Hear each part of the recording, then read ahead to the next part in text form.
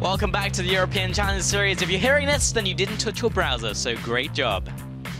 I mean, I would have alt-tabbed in the break, probably. Yeah, which means you'd still hear it, but... That's true. And does that count as touching your browser, though? Because you just alt-tabbed with the keyboard and you didn't touch it with the mouse, you know? I mean, don't touch your browser to me is like, oh, you better Hands not off. touch anything. Yeah. Well, you would have been scumbag. You would have gamed the system. Our viewers did not. They did. They rejoined us. So I appreciate that. However, Mouse, yeah, but Mouse, sorry, I shoot you down there. Like, it's fine. It's harder fine. than I You're really not wanted loyal. to. You're not loyal at all. Like, but yeah, Mouse in that last game, man. Like, that was so good. Like, I just did not expect that. Like, I was looking at the lineup of games today, and that was not the result I was expecting. Mouse just coming out of the gate with like actually good game sense and like making the right choices throughout the game and reacting to a composition from Huma in the right ways at all the times in the game was just good. It was a lot better than we've seen from them. It's kind of one of those games where I think if you're against, like, Millennium wouldn't let you do that. Sure. I don't think Huma from last week would let you do that, but what we're seeing or what we're noticing is Huma seems to be a very 50-50 team. Is like either they show up and they're crisp and they're clean and they win, or they're just not quite there, and you know, they don't have the same bite that we've seen from them. So it's very interesting that they can have these very wildly different games. And Mouse pick up a deserved win from it. It was a longer game than we've seen from most games today. But I guess that's kind of just what happens if your early game goes so well, and then you get dragons, and then you're like, okay, well, we're going towards 5. Yes. And Mouse got there, didn't get the 5th one, but... That is how the cookie crumbles, I guess, in that one. We do have a replay, though, from that last game, as we set up for this next one, is the base attack, which is literally just only deaths for Mouse. Yeah, it's the only real deaths of the game for them. So you can see it's Mouse 13-1 on the scoreboard here. Decent spot to be in. Yeah, pretty decent. Finish off the Nexus, picking up a win against Huma in week 3. Not too bad. Not bad. It also puts a bit of a dampener on some points here. So we were talking about how Millennium, if SK and Mouse both lost 0-2, are definitely in playoffs because they can't catch 9. Now it makes things complicated for Huma because Huma now can't take 3 points from this series. Mouse still can. So Mouse still have their playoff chance alive. Yep. Just depends. Depends on how it's going to go. It really depends. Could actually see a 1-1 here, but we'll just have to see if we get into the next Champions League very shortly. Right about now. That was good. Perfect. So, in terms of picks and bans, like, I kind of want to see Huma just go back to like their more loose style, which was just like, we're going to pick what's good for our lanes, and we'll just kind of win. Yeah. Rather than just being like, we're going to scale to a certain point, activate, and go. Because they got shut to that point. They got shut off. I think, you know, we talked about how Huma have 3 carries, right? Yes. And I think when you put a lot on 1 carry, when you have the potential of 3, I mean, Willib was doing fine as well. Sure. He was actively split pushing. I just think it seems like a bit of a waste not to try and carry from all 3 if you can against an opponent that you would expect to not be able to cope in the laning phase. But I mean, Sebex did a decent job shutting down Godbro. Godbro was on Lulu, so I mean, it's not like he was going to be too effective in that situation. Sure. I mean, you think about the team as a whole. Santorin is a facilitating jungler for a lane. Willib carry, Godbro carry, Holy Fingers carry, and Shisui Cass will set up the carries. And Godbro just being put on the Lulu, yeah, takes away from that. Santorin also being on the Nidalee, where he can't really facilitate. He just farms, builds, and then joins fights when they happen, unless he can get CC from the rest of his lanes, of which there was not a lot. So yeah, I would like to see them go back to their strengths, you know? Yeah, we haven't really touched on the picks and bans yet. We are already first rotation through. Alistair Lucian Rise on the side of Huma, so pretty much just wanting to get out most of the stuff. Rise is the new one here for Huma. Rise wasn't banned last game. Jax, Kalista, Gangplank, nothing too surprising there from Mouse. And the Corki first pick, of course. I mean, it's open. May as well take it. It is a flex. Could go mid, could go AD carry. Godbro and Holy Phoenix both seem like players to me that would be happy to take that. First rotation, Ezreal and Braum once again is very interesting. Nardius had a really good game on that champion. He just fulfilled a role and played it well. So Ezreal again going into that role. Nidalee would be left up, so that could be potentially painful from the jungle from Dan if Huma leave it up. Because last time it was more of a denial pick than anything else, because Graves was up. There was pretty much all the junglers were up, so Santon could have gone anywhere. I kind of want him just to go for a more Santorin jungler than going something that just sits back and is just like, well, I'm gonna support everybody. Ooh. Well, that would do it if you went for it. That's not a Santorin. It's like the Sonic Q reaction. It's Rengar is like, I don't think Santorin is Rengar player. Yeah, like, I at least this. not to fit in a 3 carry team. At least if he's trying to snowball 1 carry, sure. Trying to snowball 3 carries, maybe not so much. Yeah. Well, there you go. Poppy into the top lane for Whirlip. I like it, and then with Rek'Sai in the jungle. Sets up his lanes, also will be able to track the enemy jungler, so it's just perfect for the team. Like, you lock them down into one-on-one matchups with your opponents, and then that's your role. Still on the dual flex, could be Poppy support, could be Corki mid, could be Corki AD carry. Correct. So there are still a lot of options available for Mouse, for Huma. Mouse have to react in kind. They got jungle top and mid that they're looking for. I doubt we'll see Ezreal mid. We've only seen it a handful of times, it's not amazing. So it's now on Mouse. Where do they go? They've got the Ezreal. Do they look for that Nidalee you were talking about in the jungle? It is available. Is a decent matchup into Rek'Sai as well. Gives you double poke, and you can pick like a wave clear mid like Victor in the mid lane. Oh, whoa! They lock in the you Jace. Go full poke. Yeah. So Selfie actually ran this recently in the mid lane. Actually pretty good. Like, it's just more poke, so they have triple poke set up with Braum frontline. What do you build? They could just pick the Maokai again from last game. Yeah, I guess you could. It gives you the engage that we've seen lack in poke poke setups. What else could you run in the top lane? Shen could be okay. Yeah, Shen could be okay. Then you get a 4-1 with wave clear and poke and Shen in the side lane. Seems pretty good. Huma on the other side, what are we looking for? Still either AD carry or mid lane, and then top or support, because we're flexing.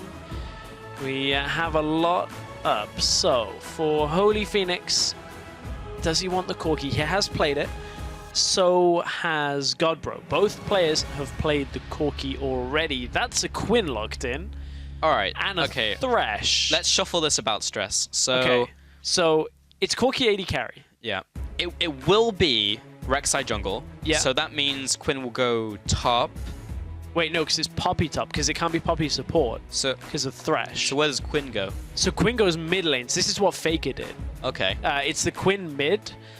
Now into a Jace matchup, which Jace in close quarters relies obviously on auto attacks, because he's just like a kind of a hybrid marksman where you have poke plus hypercharge. So this blind is going to do a lot of work in the 1v1 Godbro versus Sebex.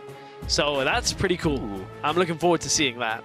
That is such a diverse lane. Like, you so rarely see Jace and then also Quinn, and then they're both in the same game. So this will be a very fun matchup to watch.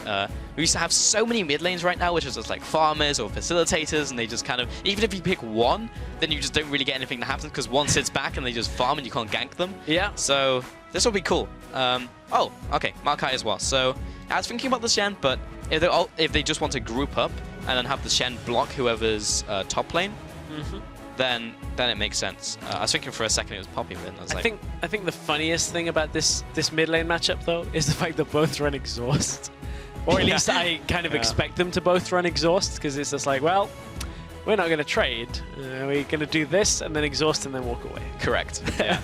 I mean, there's a lot of good exhaust targets as well in this game. So Sweetcast actually opting towards the Ignite. We'll see if that carries on into the game as well. So not going with the double exhaust, which Miles is running with Rux. But then I feel like in this setup, they're like, okay, let's just get kill pressure. Yeah. We hated the last game where we had the Caitlyn in the 2v1 situation in the lane swap. Let's go for the 2v2. Let's go for kill pressure. Yeah, it's very different. I'm glad they've swapped it up. This is very much a different composition from Huma in this game. So yeah, we just have to see how it pans out in game. I wonder how the early game is gonna. Doesn't have the best synergy though, overall. Yeah. It's a little bit of a weird, janky kind of composition. Godbro has the ability to roam with the the Quinn ultimate. You have the teleport and the Poppy. So there is a potential for the 1-3-1 with Thresh there for protection. With Rek'Sai as well, can use her global to cross. So it's a weird comp, but it is actually kind of put together in a way that you can see the different pieces. And on the other side, it's Poke. So yeah, pretty much Poke with frontline. This is yeah. I'm trying to think of the right word. Well, I mean, it's a Poke comp, you know? It is. It's just a straight up Poke comp. But it has like different elements in, like for example, Jace now being slotted in, where we're seeing a little bit more Jace now for those compositions, and you have Poke both AD and AP and slow. Yeah, it's got engage potential as well. So when you step up to a tower, if anybody's low and is just sitting around stupidly behind you can dive in there. But dive in on Twitter and use those hashtags HMA win or MOU win. Hashtag MOU win at LOL Esports. Let us know who you think is going to win. Will it be a 2-0 or will it be a 1-1? Can Mouse get their second win of the split? Yeah, could get another 1-1 here as we get into our third week. That would be very interesting. Yeah, this composition from Huma, like, is interesting. As you mentioned, like, it's kind of pick and mix, but has, like, synergies within, like, some players. So, like, some champions synergize together, and then it's more like skirmish-based. Yeah, so Mouse with Nadia's back on the Ezreal. It was such a good showing last game. Nadius as well, if you've just joined us, replaced Taric from last week, who was formerly Cedrian. So yes, Nadius is now stepping in, and probably felt pretty good from Nadius because of that old rivalry between him and Holyfinks as well, coming in from the TCL. Yeah, as we talked about, both Turkish players. I wonder whether we'll see the level 1 play come out, or at least something tricky come out from Mouse, because last game they went aggressive onto Santorin and Wirlib when they were trying to double jungle. But it looks like Huma have read the play on the lane swap, and they're looking for that 2v2. Because you can see the setup, they're heading topside. They are going to start Gromp as well. That's what you do if you're expecting the lane swap. Or at least when you're expecting a 2v2 is you'd start the camp. Correct. It's just we cast taking this one, so pretty standard. Everyone's doing basically the same thing here. We'll have the duo lanes go Australia and go back into the top lane. And Holyfinks just we cast. So Nadius will actually get the 2-on-2 with Holyfinks this game, so that should be fun. And then, yeah, junglers are just going through the jungle, farming this one up. Wirlib will be tanking some of the damage using his passive. But mid lane is what we were talking out of champion select as one of the main lanes to keep an eye on. With Godbro on Quinn, just hitting level 6 as that minion was dying, so he was trying to get the level 2 punish. Didn't quite get it all off onto Sebex, so fairly even. He took a little bit more damage. But Sebex has not popped. He's not popped his biscuits yet. Yeah, he's even studied longsword biscuits as well. Not opting for Doran's blade, which sometimes we'd see. So again, just kind of wanting to speed closer to his first item. What it will do is mean that his actual his health will be lower, even though he has biscuits to heal it up, so his effective health is not too unchanged. His actual upfront health is just lower than when if he had a Doran's blade. Yeah. Godbro just throwing up the W there, the heightened sensors, just to see if there's anyone off to the sides. The great thing about Quinn going mid lane is that if you pop it in the middle of your lane, the middle of the mid lane, then you can see both sides and potential gank pass from every single angle. So it's actually really, really, really, really good. Pretty nice. Pretty nice. Looking at bottom lane, Wirlib and Beansu. This time we get to see Poppy into Maokai. Last game it was Fiora. Now we get to see whether a hammer can take down a tree. Lots of hammers in this game, actually. Because Sebex has a hammer as well. Yeah, a transforming one. Yeah, but Sebex is running Thunderlords, which you may say, seems standard on Jace. You would be mostly correct, but Selfie, when we saw it in the LCS, was running Storm Riders. And was able to, once he popped a Q, hit somebody for 30% of their health, chase on, follow it up, to the skies, get the kill. Selfie went kind of huge in that game. I think he had like 9 kills. Yeah, he got a lot of them towards the end. I remember he picked up a triple. Yeah. He was like 5 and 4, and then picked up a triple, and then they finished the game and picked up more kills. Yeah. But Sebex is certainly going to hurt with that Thunderlords. It means his lane trading is so much more effective. Just hit Hypercharge and 1, 2, 3 Thunderlords. Bam, and then you get it. Yeah. Very easy to make that happen. But as you get into the mid and late game, oh, bot lane though, Whirlip, Santorin, both with the CC chain. Binsu does get out alive, but has to flash away from it. But when you get into the mid game with Sebex, it's harder to get the Thunderlords to pay off because you're so far back using the Shock Blast for acceleration gate that, I mean, it's 1 attack, it's not 3. So it's only the 1, and of course it's only a 3-second window. Correct. So it means that actual, you know, Keystone Mastery will be less effective if he's not in auto attack range with that Hypercharge.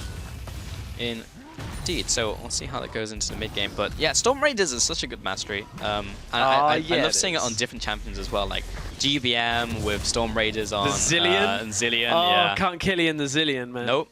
Like you land 2 bombs and you are guaranteed to run away. Like there's no way. Or you can like chase after as well. It's really, really cool. People who can utilize it. So I do want to see a little bit more of that, but if you just want the damage here, then I can understand it. Along those lines, again, not game related. All right. In the last game with the Caitlyn, I was waiting for Holy Phoenix to like check over a wall with a trap, so I could be like, can't bait the Kate.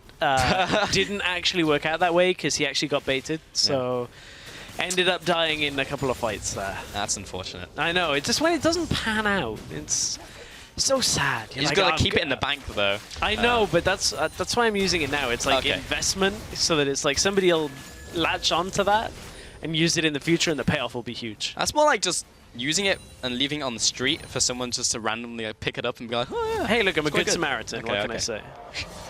All right. Holy Phoenix and FLICKR in the top lane.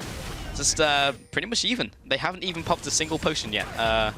Neither of the AD carries, so you can just kind of get a sense of the lane from there.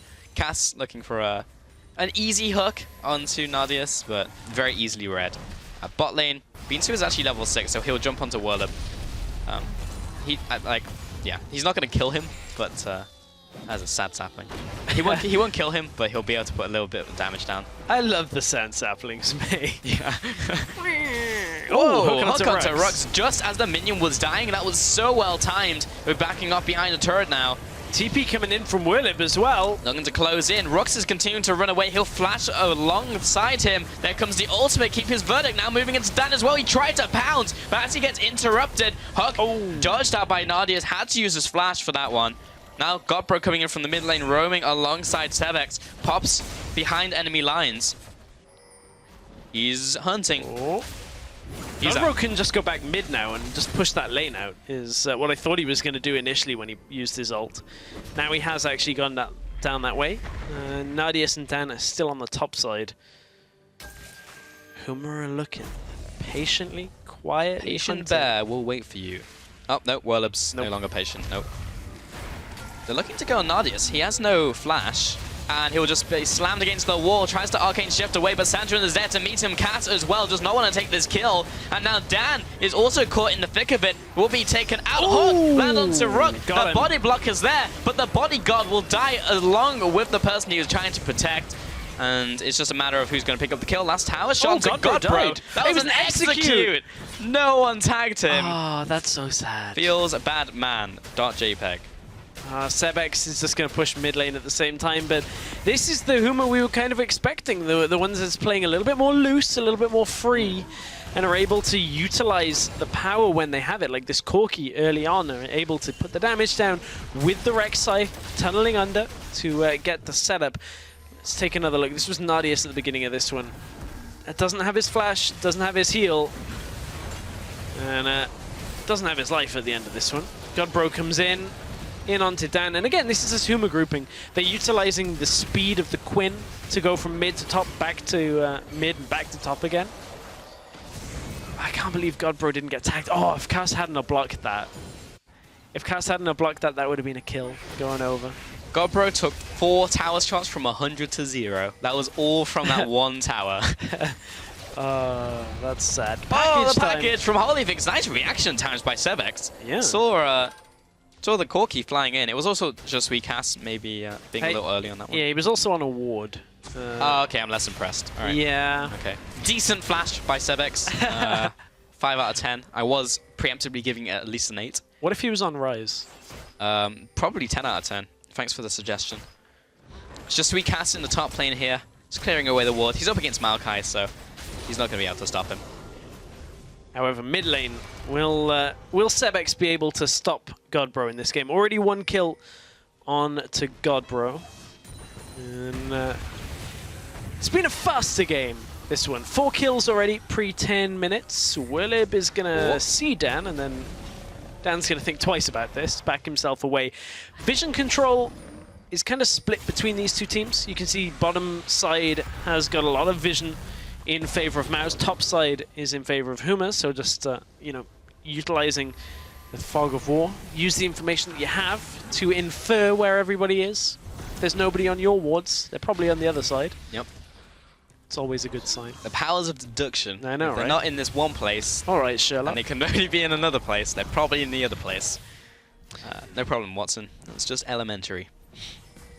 Is this the BBC version of Sherlock, or Elementary, the awful American version? I actually didn't watch it because I heard so many bad reviews. Right, I was same, just like, but I was like, Lucy losing that, but I'm not sure that's enough of a selling point for me. why should I watch this over like a Benedict Cumberbatch? Right. Robert Downey Jr. No, that's the film, Robert Yeah. Downey. What? Like, those two compared to the American version? Are you kidding me? Okay. I thought you were saying it was in the one with like Martin Freeman. I'm like, no. I don't remember Robert Downey Jr. being in the BBC version at any point. He played Molly. Top lane is actually getting wrecked by Huma. They have just accelerated this game so much. Oh, Beanstu got hooked, but it's just recast. The team is there to back him up, but Willip is there enough for them to zone him away. That hook was almost big. Had the team not been there, they're doing fantastic for Huma. Nadius, the standard split push, but there is a Quinn in the mid lane, so it's going to result in this one-on-one.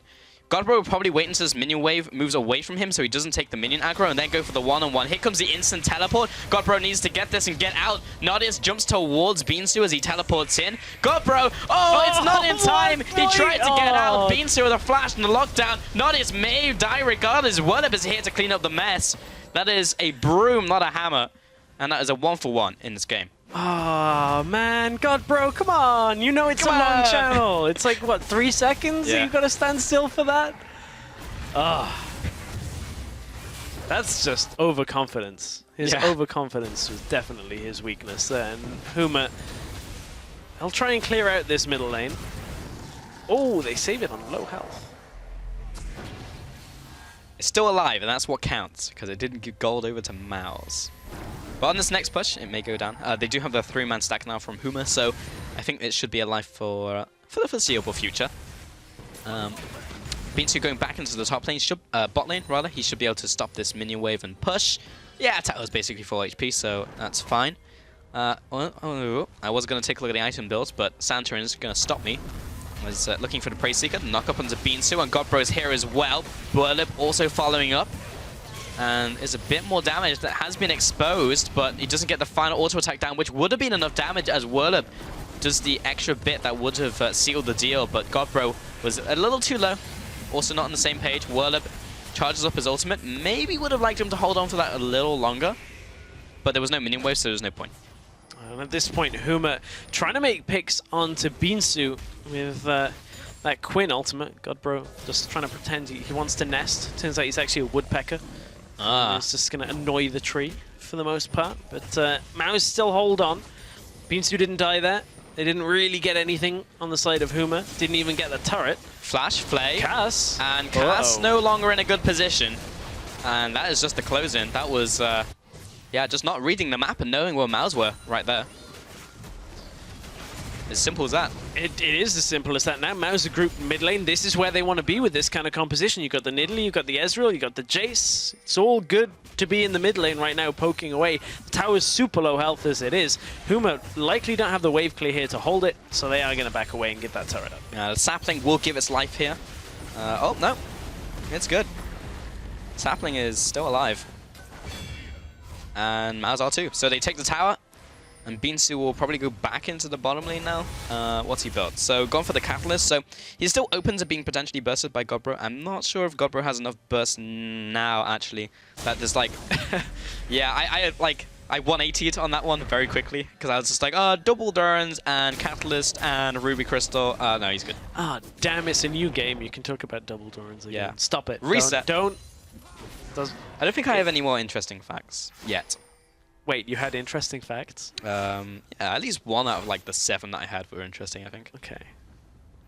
If you say so. Win. Oh, that feel when Centurion pops his own Razor Sharp buff on a pink ward already. That was already being taken. That's sad. The worst feeling. But they will get the Herald out of it, so it's not too bad. But if only he had it, he could have cleared 2 wards there. He could get that one, yeah. He could get that one in the pit. Oof. Man. Actually, the worst. I don't know why that annoys me so much whenever that happens. Whenever I see that happen. Because you use the smite for the buff, that's why. Yeah, like, I know. It's the commitment. It actually just, it's one of the things... Oh, okay, it was timing out. Yeah. It's the potential loss, you know? Yeah. I'm with you. I'm with you. Especially the fact that, you know, you pink wards, you got to buy them, and then they sweep out a small area, so you use Razor Sharp to sweep out another area. Just jungler things. Ah. I like Sancho was attacking, burrowed, and then couldn't see the red buff anymore. So he just like walked in a circle and was like, oh. Well, as long as it hits me at some point. Yeah. It's the self-blind. Actually thinking about that, yeah, Godbro with Blinding Assault is able to blind. So is Nocturne, in a way, and Graves. I didn't even think about Rek'Sai self-blinding herself. Self-blinding. Yeah. I don't really think that gives a strategic advantage. Oh, no, not at all. Like, I don't think there's any circumstance in which Mouse could force Santrin to burrow. Unless maybe he wanted a regen. I mean, if he wants to tunnel away. But true, but he doesn't need to be burrowed for that. True, yeah. Well, if he's got a standing... Yeah, if he's got a standing one, but if he wants to create a new tunnel, that's true. I was like, how does he tunnel with hacks? Bottom tower goes down, over to Huma. This game has been weird over the last couple of minutes. It kind of like, it stalled out and then we got weird. I was going to say, I think the game has been a little bit weird and then we've gone a little bit loopy in the last few minutes. But HMA, Huma, alright, getting loopy themselves with looping around on this bot tower, the mid tower. However, mid tower is exposed here. Okay, so here's what happened over the last couple of minutes. So the teams, Huma made a couple mistakes where they were trying to make picks, and then Mouse punished them, and then they were like, we probably shouldn't do that again, so we'll rotate, try and get this. Oh, there's someone there, we can't take it. Then they roamed and actually got a tower somehow, and also that just happened again in the mid lane. They just beat Mouse with a punch. Now in the top lane, Bunsu potentially called out. Godbro has popped his ultimate, so he's on the way, and he's on the way very quickly. He should be able to catch him, Prey Seeker, so they got the vision. And Godbro is here. Bunsu will probably just have to turn around and deal some damage. It's just not enough damage. Nope. Godbro dropped fairly low, though. That's more than I was expecting from Maokai. This will result in the Dragon going over to Mouse, though. Yeah, however, will Huma continue pushing here topside? Or will they bring everyone down towards the mid lane and leave Godbro up there on his own? Will they stay or will they go? But they're not pushing it fast enough. They're never going to get an inhib tower off this. From the speed they're actually going, they've given Mouse too much time to react. So now they're forced to commit to mid lane, which they could have actually done a lot quicker. This is an odd situation to be in now. Whirlib hits one back to base, but Sevex is still there. There's no minion wave. Godbro actually went back to base, so it was actually only a 4-man push. They ignore that. We are in the future. Timey-wimey, wibbly-wobbly. Don't worry about it. Yeah. We are. I was trying to think of something to follow on from that, but... Something, bow ties are cool. Take a look at the fan vote, 63%. So Huma losing a little bit of fan confidence. Definitely thought it was going to be the 2-0 coming into this week based on prior performances from Mouse, but... Be very quiet. Or Nadius can recall. Boring. Like, I was really hyped for that. So was Godbro by the looks of it. Round two. No! I mean, they know he's there. He's not going to get anything from this. Like, what are we going to do? Watch him farm with his ult? Like... It's the ultimate mind game, though. It's just like, well, he wouldn't go back in and ult again. Would he? Oh, would he? Oh, dear. You can tell what type of game it is, where, like, that's a highlight. Yeah. God, bro, ulting in the bush in the bottom lane is one to watch. Well, the poke is intensifying from Mouse. Well, the problem with the poke from Mouse is they've been biding their time waiting to get to this point where both tiers are stacked and they can actually group and siege, but they're playing from behind, and playing poke from behind is very difficult because you have to have the presence to be stepping forward, to always be going forward with poke, to use it at its maximum effect. The other option is poking into objective areas, like Dragon and Baron is very easy, but then you're playing a risky game of hoping they don't rush it down before you. Oof. Ezreal comes through as well. Dan jumps in, and Whirlip's there. He jumps heroic charge into the wall, but I don't think he actually got the stun off. There's some janky mechanics went on there. Ultimately, no one dies. The poke will come out. And Valor to meet Godbro with behind enemy lines. He'll be probably cycling towards top lane now. I don't know why I said cycling. Because he's been carried by a bird, he's not on a unicycle. It's actually like, have you ever seen those races? Oh, this is going completely off topic. Yeah. You know, like the Red Bull race where everybody has like a pedal bike and they go off the pier? It's exactly like that. I like the minion wave here right here. Oh. Hey-oh. Okay, he's good. Well, it's so funny in those situations, like in a defensive situation, you can actually just use your ultimate to kick away the minion. But then it gets really bad in like 12 to 15 seconds where the next one comes in, and then you just get double the minion wave. It's like, oh, well, it was good for like that 10 seconds or so. But yeah, future Whirlip is not going to be happy with past Whirlip on that one. Yeah. At least it's only a short gap.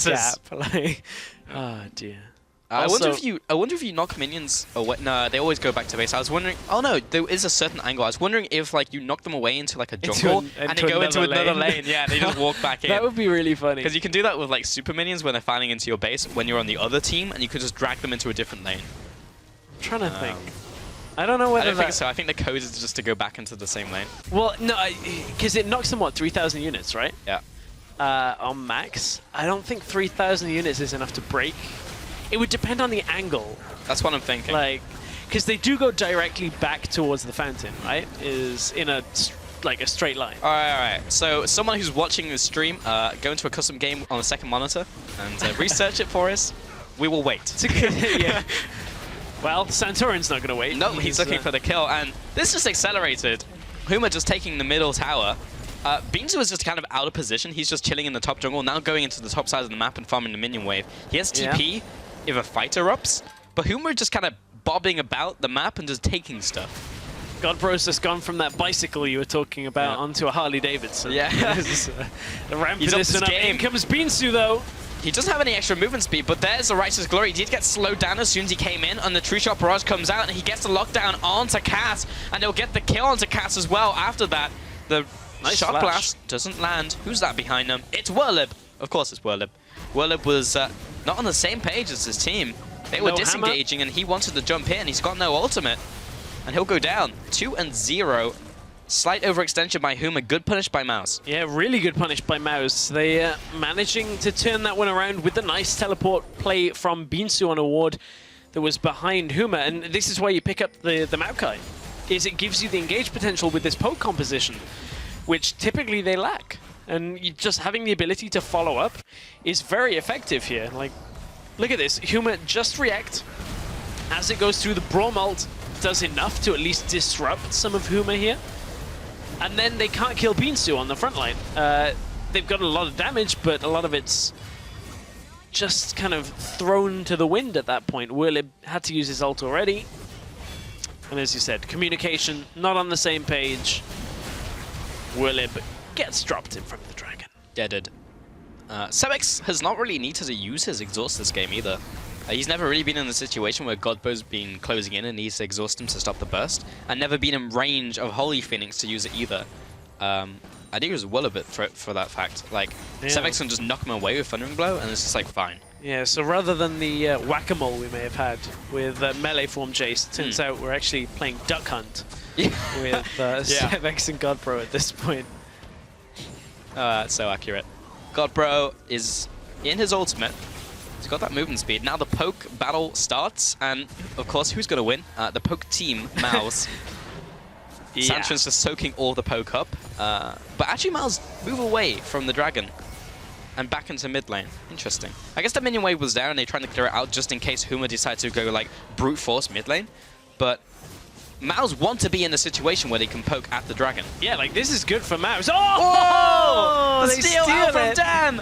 Warlip's kind of in the pit, and he knocks away Brom. He's out of there, but he takes a lantern, so he's good to go. Double movement traveling there on Rux. There's a bit of a weird animation with the stop-start off the hammer, but then I guess physics on a yordle-wielding, hammer-wielding yordle, yordle-wielding hammer. Well, Poppy does like act like that in game because it's just like, oh yeah, my hammer likes hitting people. So That's true. You know, like, maybe it is it like does Thor's actually hammer, work. Yeah. where It's just being dragged along for the ride. now I've got the vision of like a Poppy hanging from the hammer. Yeah. Like Quicksilver being dragged. Yeah. That's exactly how it is. Santorin is there with Willip. Nice CC lock. The CC layer is really nice, but they just don't have enough damage behind the CC to really kill Rux. Now Nardis and Dan are there, and they're walking into a small corridor where they have poke. So they have to disengage. Godbro once again ults himself, doesn't opt to go top lane to push back what is starting to stack up, but right now this game, like, the side lanes have been neutralized. Beansu, he's been slammed against the wall, and they're saying they have enough damage to the whole team there. Oh! Oh! The Ludens! The Ludens. Wow, Pulse actually just like half died at that point with that Ludens. I'm actually laughing more at the reaction. No, I just didn't think like Ludens from a spear hitting someone random would pick up the kill. Man. Dan also caught out by Godbro. He'll flash away. Nardis over the wall. Rux has been caught out, and he's away from the team. I don't think he's actually in range to use Stand Behind Me, but will get away. Sevex from the side lands the damage. Gotta be honest, his damage is less impressive than I thought mid-game Jace would be, but... Well, he's gone Ghostblade here, so it's, again, all about getting in auto-attack range. He's running Thunderlords as well, so I can't really catch up with that. And isn't very likely to get that Thunderlord's proc without stepping forward with Hypercharge. He is at rank 6 on both Q and W. Of course, Jace no longer ranks up his ultimate, just has 6 ranks on Q, W, and E. Yeah, that's a funky change, but he's the only champion who has 6 points in his abilities now. So, Beansu got blown up. This is right as Pulse had a bit of a moment where he turned into a Wookiee. Yep, went full Chewbacca. Yeah. You never go full Chewbacca. Yeah, I mean, the viewers can't see me now, so that doesn't I mean could I'm going to be let a you Wookiee. win. Actually, like anything. Actually, just how I look in real life is just like a skin suit, and actually underneath I am a Wookiee. Our cameras and makeup do a really good job of covering for that. Indeed. Good stuff. So Huma, after that trade, do actually pull ahead in this game again. They've actually been ahead for a lot of this game, but it's kind of been odd because like Mouse have managed to catch them out sometimes and they've stalled out, and there's been large gaps in time where neither team can really do anything, but Huma still have the advantage. But they're just like looking for places to extend their advantage, like this one onto Sevex looking for the takedown, but Santrin actually dies. I believe he just died during the Dark Passage, and Godbro would jump over the walls. Just Sweet Cat's trying to get away here as well. And the chair does not land on the Godbro. He'll have to juke back and forth, but he's already used the flash, so he can't get away. A nice 2 pickups by Mouse. Again, just another punish on the Avarice from Huma. This game is spiraling out of Huma's control. Mouse is still behind when it comes to a gold lead, but you look at the tempo of the game over the last 10 minutes, it has drastically changed in favor of Mouse. Now they're going for a Baron. They have fairly quick Baron clears. Santorin, where's his closest tunnel? I don't believe he actually has one anywhere other than mid lane. He's pinging on it to say he needs a lot more time to come from the rest of his team. Huma are going to try and close in as this Baron is dying. It's regenning, though. Yeah, 3 versus 4, though, and Sebix is dropping low, but Beanstu, how much can Holy Phoenix do? He needs to be the hero that they need. Nardius gets slammed against the wall with Warlib, and Santorin also there with the lockup, and he was the hero. Triple kill for Holy Phoenix. Now they move on to Baron, but it's all on Rux, and they don't know he's there. He doesn't have ultimate and doesn't have flash. I don't know what he's planning on doing, but if he lands the Winter's Bite and steals it, it will be the greatest play of the year. Oh, well, it's going to take a while. Oh. Yeah, Godbro's gone in. Braum versus Quinn. Braum is losing quite badly. And he's CC'd. He may get... Nope, he's dead. And in that fight, that was really weird from Mouse. So they go into the Baron pit, and there's just this moment where Baron hits 4k health that Mouse are like, do we do the Baron, do we fight? Not really sure what we do here. So Nardius kites around, and Mouse just stopped doing damage to the Baron, but is stuck in the pit, taking damage from it at the same time. Like, and Holy Phoenix is just like, okay, I'll take the Baron assists on this. Like, I have enough damage for this, and that actually is going to make this game swing all the way back in favor of Huma right now. Baron buff should be enough for them to close out at least the first inhibitor of the game. Maybe not on this push, but when they readjust, they should be able to get one. When we look at damage graphs and stuff, I wish we could see how much damage Baron dealt, because he dealt damage at the same time Holy Phoenix was dealing damage to the 2 carries at the end there, and they just lost like a quarter of their health at a time every time the auto attack and the Baron damage came in. So I couldn't tell who was coming from. Like, it was probably equal parts, but because it was Baron damage on squishies, it's so much. Yeah, I actually think Baron was MVP of that fight. Probably dealt like at least half. For sure. They were taking a lot of the splash as well from like that was a lot on Baron from Huma. But then that's the thing, is like, if you're not confident enough to take that Baron quickly from Mouse, then it's not the right option. Nope. Need to get that Baron damage per minute. Oh. God, bro. Does not land the Q. You want to land the Q first so they become vulnerable, and then you auto-attack, and then you E and auto-attack so for the maximum damage. Ooh. Or you just shoot them in the face with your hammer. Oh, load up that NES Choose cartridge. We're playing Duck Hunt. Oh, it didn't work. You got to blow on the cartridge. Yep. Had that error. Reset. Yeah. Godbro's out. He almost has exhaust as well. So if he's run into a similar situation, Sebix will not have the same burst. Likewise, Sebix still has his own exhaust, so they'll be in this awkward situation where they exhaust each other and neither of them do damage. I can't wait to see that. Yeah. This is like the worst shock blast is just like does 10 damage. Well, it's not that bad. Like the damage reduction is like 40%. But it's not like 100% damage reduction, but 99% damage reduction. I mean, it's a fair amount. But, oh, this could be a big ultimate. Big amount of damage, but through the goalposts. Ooh, Dan, that's actually horrible. He just threw that spear while blinded, so he was like, well, literally a shot in the dark. Bot lane now being sieged in. Really nice setup by Huma. They've been setting up all the minion waves so they can now siege. Bot towers dropping low. That was a big chunk of damage. And Whirlip, great uses of the ultimate there. It's only got 1/3 cooldown now. He didn't actually use it to hit anyone back because they didn't want to go for the fight immediately. So, nice keeper's verdict. Mouse are holding for now, though. They lose the inhibitor tower. Do not lose the inhib yet. And I'm going to take a look at how long. Only the Runic Affinity extra time on the Baron is active now for Huma. It's only Santorin that has that buff. So it is coming to the end. So Huma back themselves away. Don't get the inhibitor off their Baron. That is actually potentially the thing that'll allow Mouse to close this game. I mean, Mouse is still behind. They're further behind now than they were before. But what I mean by that is Mouse have been holding on very well. And it's difficult for Huma to go aggressive because they can't reliably go in multiple lanes. Godbro gets poked out by Sebix too effectively. Whirlib can't get enough done on his own to hold a solo lane. So they have to try and brute force something. And Mouse have done a good job of just laying down defensive poke time and time again. Problem is, when you try to brute force with this type of composition, and the specific objective they're trying to go after is like inhibs or inhib towers, and you're in like a bottleneck, where Mouse is like, well, I just need to shoot my poke in this kind of general direction. I'm going to hit something. It might be a minion, but I'm going to hit something. Also, you look at the vision control that Mouse have topside. Like, there's no way Huma go through that jungle without being spotted all the way. It allows Mouse to quickly just reposition through their base. Because they're not defending any of the non-base towers, we've got to the situation where with this setup of warding, it's actually faster for Mouse to rotate somewhat than Huma. It's about the same amount of time, because Mouse will spot Huma as they enter the jungle, as opposed to when they're in the jungle already crossing, so it's not the same as like lane to lane crossing.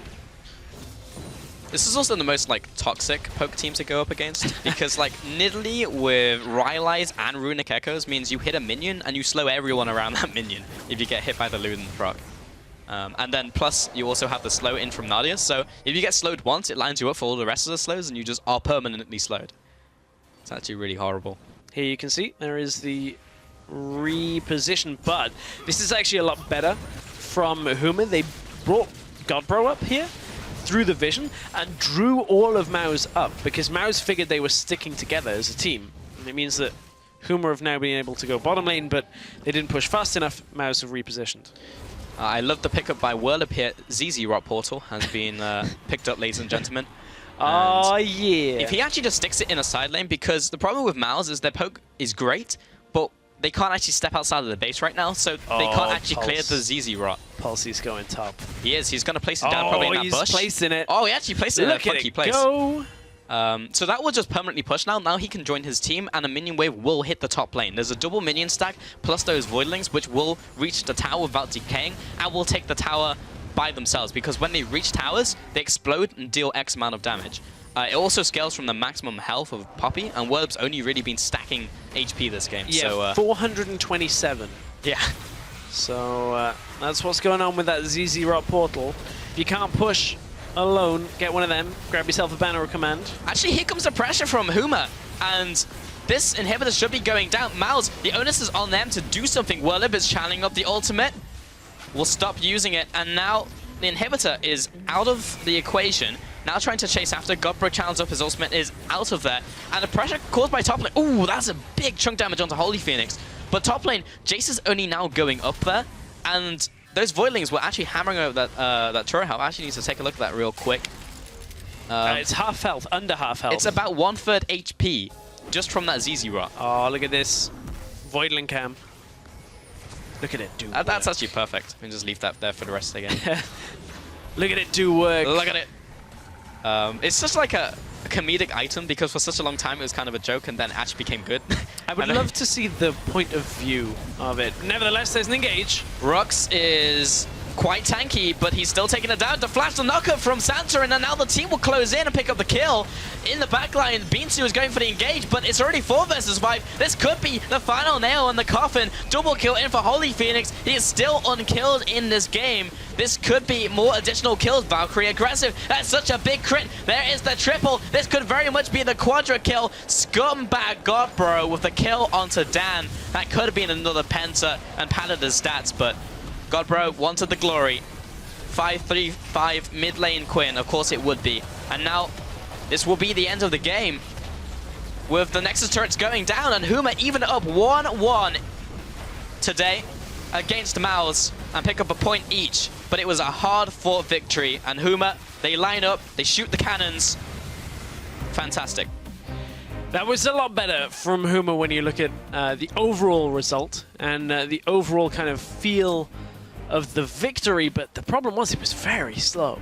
Real slow game between these two, and it's just because Huma could never continually go forward. They weren't strong enough to do multi-lane pushes, and the defense was just too strong with the siege coming out from Mouse, which resulted in this stalemate for a good like 15 minutes of that game. But ultimately, the Baron was one of the big tipping points in this game between these two, and Huma managed to close it out from it.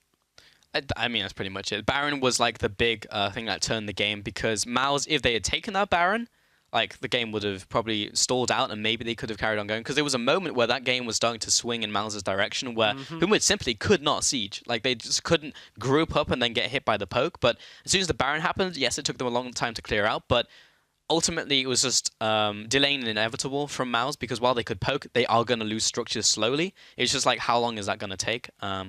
And that's just generally how the game went. But yeah, that was sloppy for sure by Huma, even in the win.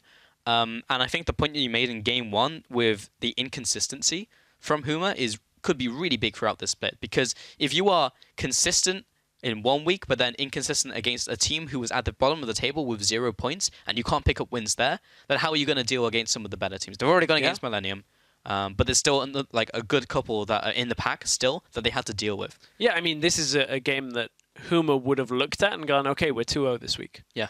And put that in the bank and just been like, okay, well, let's not worry about that anymore. Let's just keep on moving forward. The problem is now they only get 1 point from this.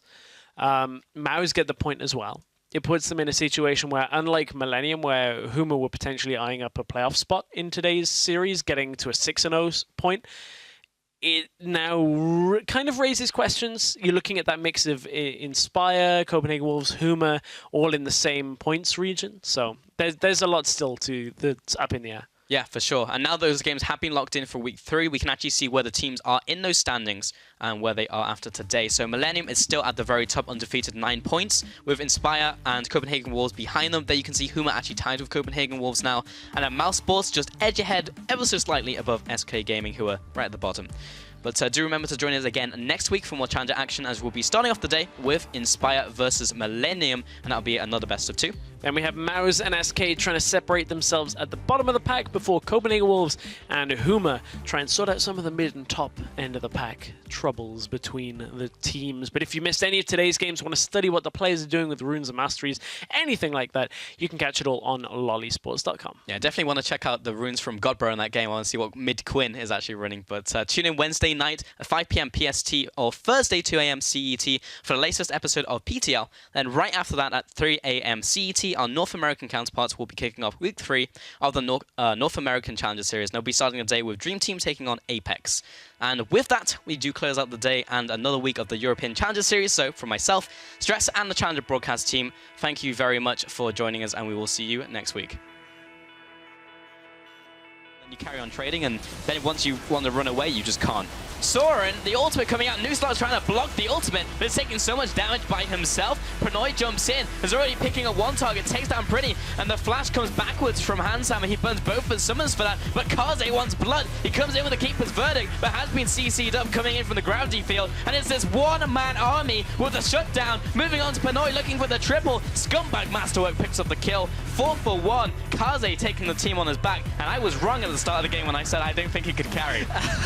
If SK can get the drive-by from Duckgo, he wants to go straight in. He's going to land it onto no one. Sartorius just block it up, but then there's the ultimate from Duckgo. He'll be CCing everyone down, but there's no team to really follow up on that. And now Duckgo is caught up by himself, now going into his passive, and he'll be reconverging, but it's just not enough. He doesn't have the time, and Vardax is on the front lines by himself. Sartorius has been flown into the rest of the team. That was not a good Monsoon, and Suno will block some of the damage, but collateral damage on the overkill. Double kill out for Warlight, 4 for 0.